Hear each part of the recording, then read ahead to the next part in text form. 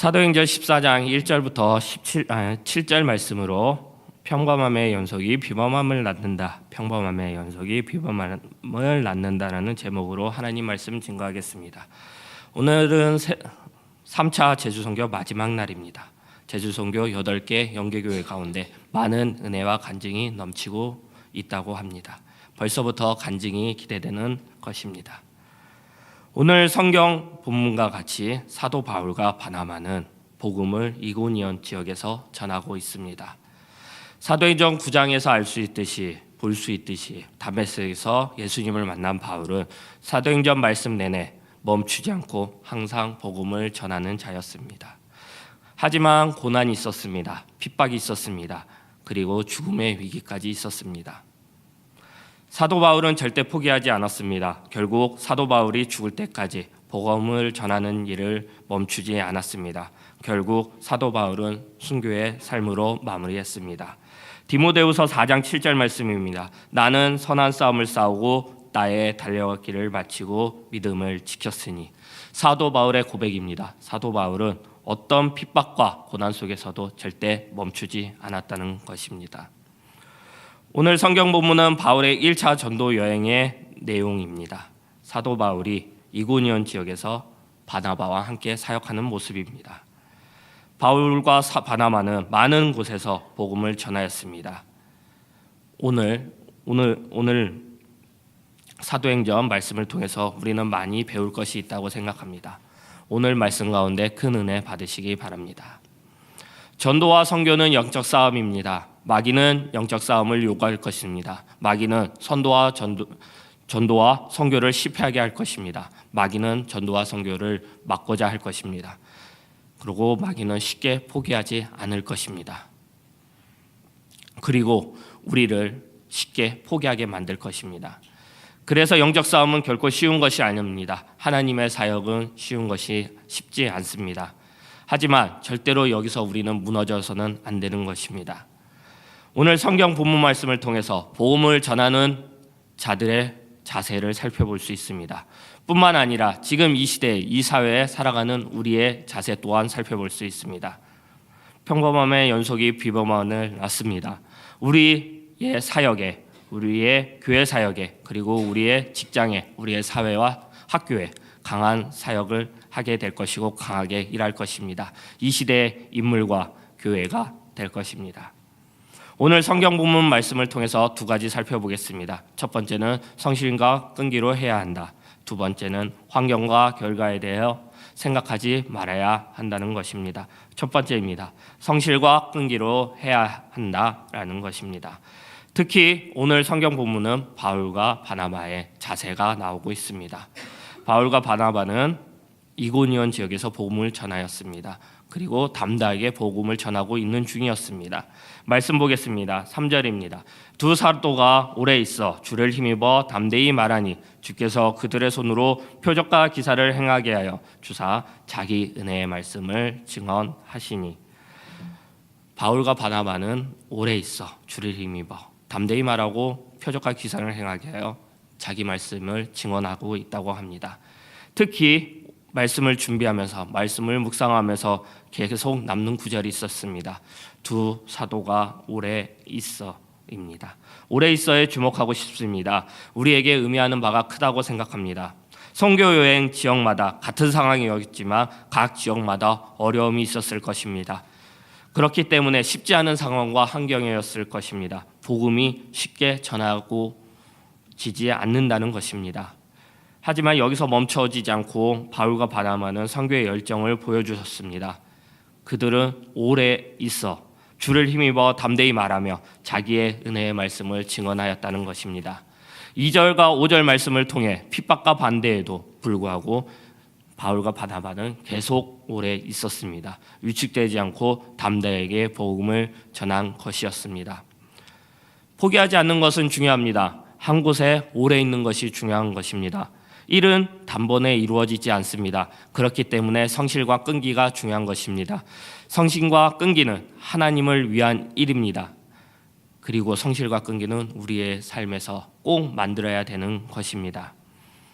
다시 한번 말합니다. 우리에게는 성실과 끈기가 있어야 합니다. 우리는 복음을 전하는 세상을 살아갈 때 그리고 될 때까지 성실과 끈기로 해야 합니다. 큰 능력이 여기에서 나오는 것입니다. 그런 사람은 이 사회, 이 시대와 사회가 감당하지 못할 것입니다. 지금 이 시대는 빠른 과정과 빠른 결과를 원하는 사회입니다. 시대 정신이 시대 분위기를 이야기합니다. 특히 신앙에서도 성급함을 강조하는 것 같습니다. 그렇기 때문에 기복주의 및 신비주의가 발생하였고 이것들이 복음을 흐릿하게 만들고 있습니다. 성급함은 죄입니다. 성급함 속에 우리의 무너짐을 발견할 것입니다. 성급하다는 것은 결국 우리를 핍박과 고난 속에서 만들어질 것이고 그 성급함은 핍박과 고난을 빨리 벗어나고자 한다는 생각 속에서 많은 죄를 짓게 합니다. 우리는 핍박이 있어도 고난이 있어도 오래 머물러야 합니다. 잠언 21장 5절 말씀입니다. 말씀 보겠습니다. 부지런한 자의 경영은 풍부함에 이를 것이나 조급한 자는 궁핍함에 이를 따름이니라. 부지런한 자와 조급함은 분명히 차이가 있습니다. 부지런한 자는 풍부함을, 조급한 자는 궁핍함이 따른다고 말씀이 이야기하고 있습니다. 우리는 가치 있는 일은 시간이 필요합니다. 한순간으로 끝나는 것이 아닙니다. 그렇기 때문에 끈기와 성실이 필요하다는 것입니다. 결국 성실과 끈기가 없다는 것은 믿음이 없다는 것입니다. 그렇기 때문에 우리는 성실과 끈기를 달라고 하나님께 구해야 하는 것이며 항상 우리의 모습 속에 노력해야 하는 것입니다. 말씀 보겠습니다. 시편 121편 4절부터 5절 말씀입니다. 이스라엘을 지키는 이는 졸지도 아니하시고 주무시지도 아니하시리로다. 여호와는 너를 지키시는 이시니 여호와께서 내 오른쪽에서 내 그늘이 되시나니. 은혜의 말씀입니다. 하나님께서는 졸지도 주무시지도 않는다고 하십니다. 여기서 우리는 하나님께서는 성실하신 하나님이라는 것입니다. 우리는 성실하신 하나님을 본받아야 하는 것입니다. 졸지도 주무시지도 않고 우리를 지키시고 계시는 분이 하나님이신 것입니다. 지금 우리는 자연을 통해서 우리가 인식하지 못하는 여러 곳에서 하나님을 인식할 수 있습니다. 이 모든 것이 하나님의 계획하심과 일하심에서 볼 수 있습니다. 하나님께서는 매일 매순간 일하시지 않는다면 우리는 절망과 공포를 볼 것입니다. 그만큼 하나님의 성실하심은 중요한 것이고 본받아야 되는 것입니다. 반복의 힘은 중요합니다. 반복 없이는 좋은 결과를 이룰 수 없습니다. 단 한 번으로 성공할 수도 있습니다. 하지만 그 확률은 매우 낮습니다. 그 반복이 성실과 끈기의 주춧돌이 될 것입니다. 평범함의 연속이 비범함을 낳는다는 글구는 제가 같이 있었던 학원 선생님께서 저에게 자주 하셨던 말씀입니다. 항상 같이 다녔던 저에게도 그리고 학원 강의실에서 수업 듣는 학생들에게도 하셨던 말씀입니다. 시험 보는 그날까지 똑같이 계속해서 공부하라는 것입니다. 그리고 계속해서 컨디션을 유지하라는 것입니다. 공부하는 그 교실에서 공부하는 그 시간을 계속해서 유지하라는 것입니다. 결국 수능에서 좋은 성적을 얻는 비결은 그리고 인기 있는 학원 강사가 되는 비결은 성실과 끈기라는 것입니다. 결과도 중요하지만 그 과정 속에 평범함 그리고 성실함이 필요하다는 것입니다. 오래 갈수록 성실함과 끈기를 가져야 한다는 것입니다. 성실과 끈기가 없으면 요롱을 피우게 됩니다. 성실과 끈기가 없으면 포기를 하게 됩니다. 성실과 끈기가 없으면 우리 자신이 약해집니다. 성실과 끈기가 없으면 선점할 수 없고 성장할 수도 없습니다. 우리는 복음을 전할 때에도 그리고 이 시대를 살아갈 때에도 성실하기 위하여 끈기를 가지기 위하여 노력해야 합니다. 최고의 훈련이 있습니다. 지금 이 시간이 최고의 훈련입니다. 이 시간은 새벽 예배의 자리입니다. 그리고 매일 주 앞에 나와 예배 드려야 되고 기도해야 하는 것입니다. 솔직히 지금 교육자 설교를 할 이 기간이 상당히 어렵습니다. 이 자리에 나온 성도님들은 정말 대단하신 것입니다. 왜냐? 저 역시도 경험한 자리이기 때문입니다. 하지만 이 자리에 나온 성도님들은 하나님께서 큰 은혜와 축복을 더하실 것입니다. 아무도 보지 않을 때 최선을 다해야 합니다. 그것이 특히 예배의 자리가 되어야 합니다. 칭찬하지 않아도 잘해야 합니다. 누가 보지 않던 더 잘해야 하는 것입니다. 선교의 자리에서, 예배의 자리에서 성실하고 끈기 있게 지키시기 바랍니다. 우리의 삶 속에서, 우리의 가정 속에서, 우리의 직장 속에서, 학교 속에서도 성실과 끈기를 잃지 마시기 바랍니다. 두 번째입니다. 환경과 결과에 대해 생각하지 말아야 된다는 것입니다. 속담을 살펴보겠습니다. 선무당이 장구 탓한다. 글 못한 놈이 북 고른다. 쟁기질 못한 놈이 소 탓한다. 여기에서 장구 탓, 부 탓, 그 다음에 소 탓한다고 많은 환경을 주장하는 사람들이 있습니다. 자기 실력보다는 자기 환경을. 바울과 바나바는 복음을 전하는 모습 속에서 두 번째 모습을 살펴볼 수 있습니다. 이고니온 지역은 상황이 매우 좋지 않았습니다. 우상 숭배로, 그리고 토착 종교들도, 그 다음에 유대교들로 많은 종교들이 있었습니다. 그리고 그 지역에 새롭게 그리스도의 복음이 들어가고 있었기 때문에 상황이 매우 좋지 않았습니다. 말씀 보겠습니다. 2절과 5절 말씀입니다.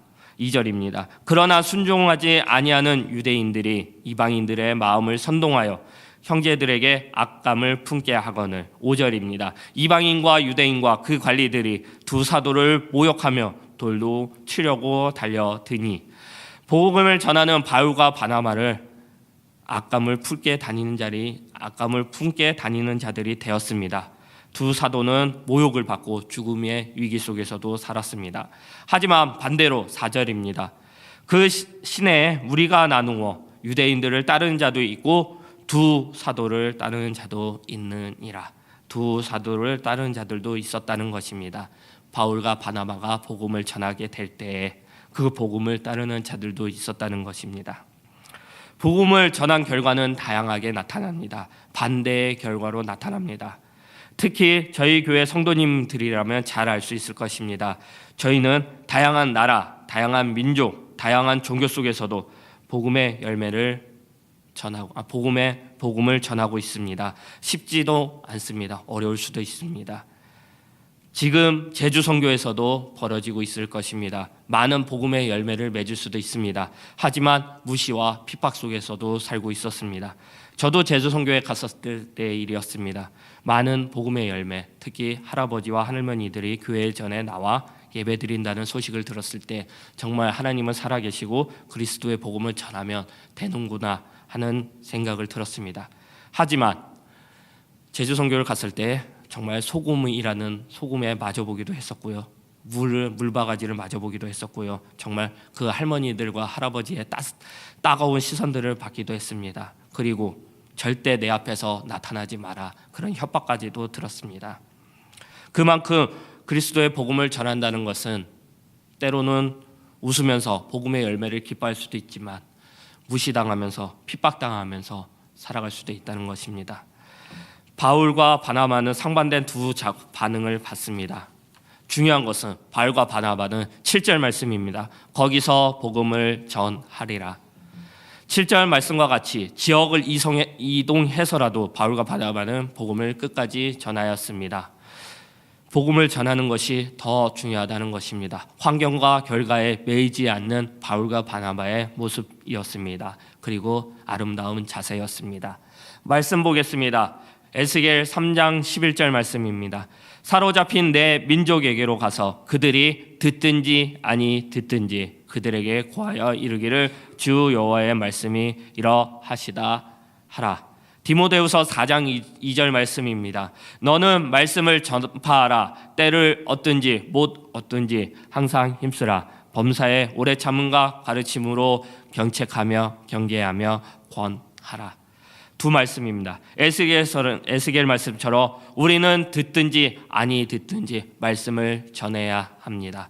디모데후서 말씀처럼 때를 얻든지 못 얻든지 말씀을 전해야 합니다. 환경이 중요한 것이 아니라 결과를 중요한 것이 아니라 하나님의 말씀이기 때문에 우리는 말씀을 전해야 합니다. 계속해서 해야 하는 것입니다. 우리는 복음을 전해야 합니다. 환경과 결과가 중요한 것이 아니라는 것입니다.